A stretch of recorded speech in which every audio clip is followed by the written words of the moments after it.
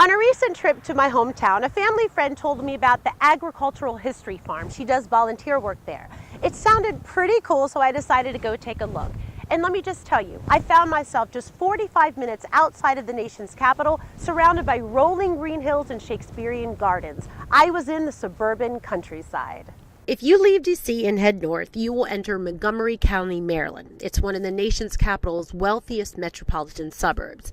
It's home to the National Institute of Health, the FDA, with the current population at a little over 1 million and still growing. It's also hard to imagine that it's home to 540 working farms, 350 horticulture businesses, and over 10,000 horses grazing about. But it's all true.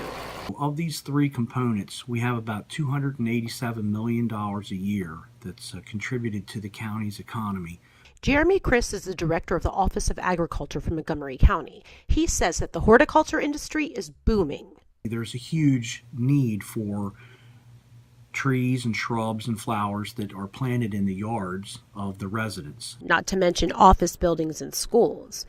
Currently, there are 350 horticulture businesses in the county that employ more than 7,000 people. We also have a huge equestrian community in the county. We're currently second in the state with the total number of horses. The equine community in Maryland has been thriving since I was little. Currently, there are a whopping 783 horse farms in the county. In 2003, we were the first jurisdiction in the state of Maryland to change our definition of agriculture to include both horses and equestrian facilities. The majority of farms in the county are cash grain operations. With an equine industry that is so strong, the benefits are enormous. They need to eat, so the farmers will be growing all types of hay and oats. This is the Agriculture History Farm Park in Gaithersburg, Maryland.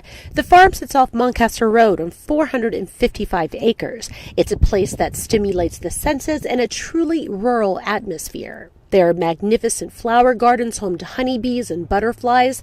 There is also a Master Gardener program designed for aspiring horticulturists. The park also serves as the resource hub for farmers and horticulturists in the county. If a farmer has an erosion problem, we can go out and assess the field. We can make recommendations on how to correct the erosion problem. Montgomery County has been active in farmland preservation for over 30 years. In 1980, the county spearheaded a major movement in farmland conservation when it created a 93,000-acre agriculture reserve for farming.